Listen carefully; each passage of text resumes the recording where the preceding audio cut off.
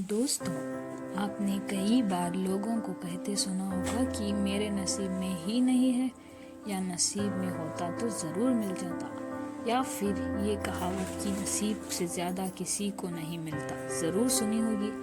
आज मैं नसीब की बात इसलिए कर रहा हूँ क्योंकि आज की कहानी नसीब का लिखा एक रोचक कहानी है, इसी विषय पर आधारित है।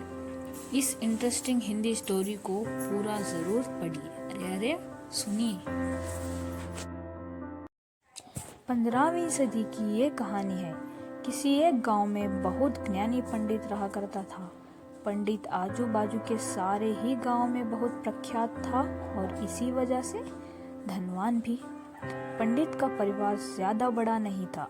पंडित अपनी पत्नी के साथ अपने बहुत बड़े घर में अकेला रहता था, क्योंकि पंडित को कोई बेटा था ही नहीं और एक बेटी थी जिसका विवाह पास के गांव वाले एक श्रीमंत लड़के से हो चुका था।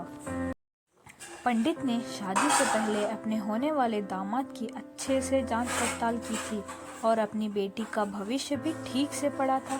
तब जाकर उसने बेटी की शादी की थी। लेकिन चंद सालों में ही पंडित का दामाद बुरी आदतों के चंगुल में फंस गया। जुआ और शराब की बुरी लत ने उन्हें सड़क पर लाकर रख दिया था। अपने बेटी की ऐसी दुर्दशा देखकर पंडित की पत्नी काफी दुखी होती थी और अक्सर पंडित को कहा करती थी, तुम जाकर उनकी मदद कराओ। पंडित हमेशा अपनी बीवी को ये कहकर उनकी मदद करने के लिए मना कर देता था कि अभी कुछ समय तक उनका बुरा वक्त चलना है। हम चाहे कितनी ही कोशिश कर ले, जो उनकी नसीब में नहीं है वो उन्हें नहीं मिल पाएगा। पंडित की ऐसी बातों से उसकी पत्नी काफी दुखी हो जाया करती थी और मन ही मन सोचती थी कि कैसा स्वार्थी पिता है, अपनी बेटी को इतने कष्टों में देखकर भी उसकी मदद करने के लिए मना करता है। आखिर भगवान ने जो इतना सारा धन धान्य दिया है उसका क्या करेंगे? हमें कोई और औलाद भी तो है नहीं, ले देकर यही बेटी है और उसके लिए भी कुछ नहीं करेंगे तो किसके लिए करेंगे? पंडित ऐसा नहीं सोचता था। ऐसा नहीं है कि पंडित अपनी पुत्री से प्रेम नहीं करता था, लेकिन उसने अपनी पुत्री की कुंडली इतने अच्छे से पढ़ी थी और वो ये पहले से ही जानता था कि वो चाहे किसी भी लड़के से शादी कर ली, लेकिन उसने जीवन में ये समय आने वाला ही था और बिना इसे भुगते उसको छुटकारा नहीं मिलने वाला था। एक दिन खाने पीने के लिए भी मोहताज हो चुके पंडित के बेटी और दामाद उसके घर पर आए। पंडित ने और उसकी बीवी ने दोनों का खूब आदर सत्कार किया और खूब अच्छा खाना खिलाया।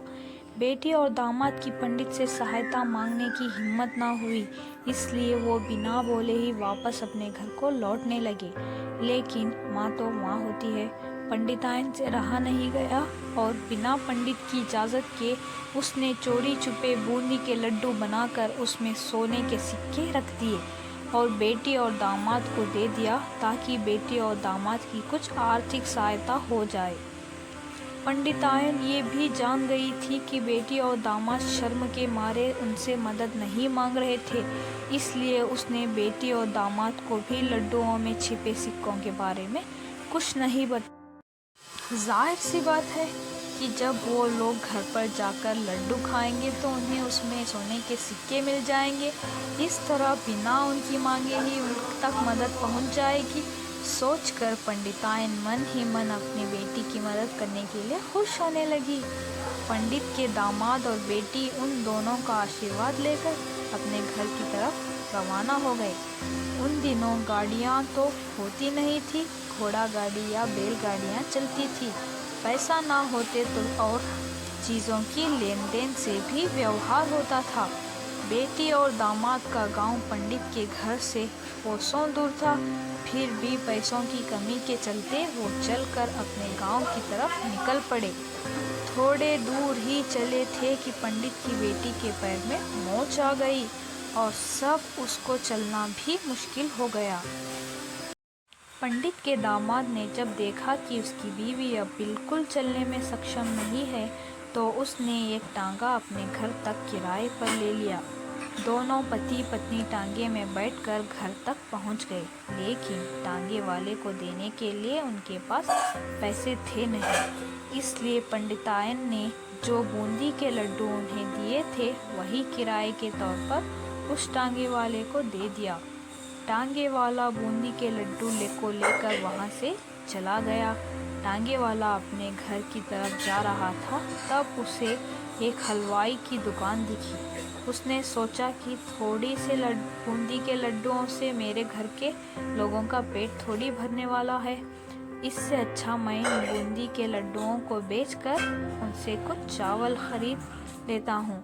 टांगे वाला ने बूंदी के लड्डू हलवाई को बेच दिए। जिस गांव में वो हलवाई रहता था, उसी गांव में एक आदमी ने अपने घर पर पूजा रखी थी और उसी पंडित को उस पूजा के लिए बुलवाया था। पूजा में लगाने वाले प्रसाद के लिए उस आदमी ने उसी हलवाई से बूंदी के लड्डू लिए जहां पर उस टांगे वाले ने बेचे थे। हलवाई ने भी उस आदमी को टांगे वाले से खरीदे हुए लड्डू ही पहले दिए ताकि वो ख़राब ना हो जाए, क्योंकि वो नहीं जानता था ये लड्डू कब बने हैं।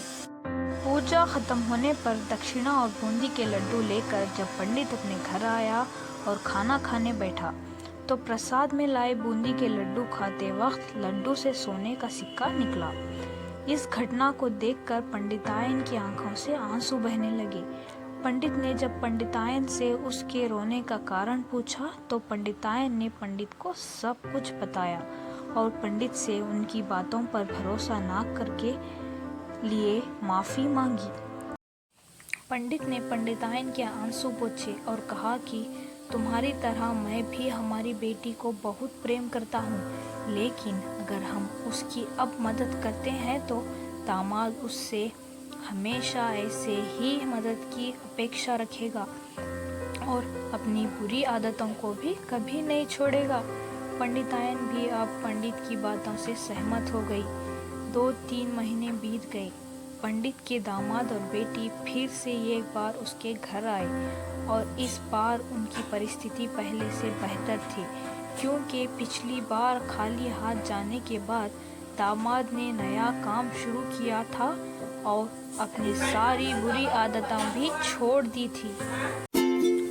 दोस्तों, नसीब का लिखा नहीं बदलता ये कहानी आपको कैसी लगी? क्या आप भी नसीब पर भरोसा रखते हैं या फिर आप उन लोगों में से हैं जो अपना नसीब खुद अपने हाथों से लिखना चाहते हैं?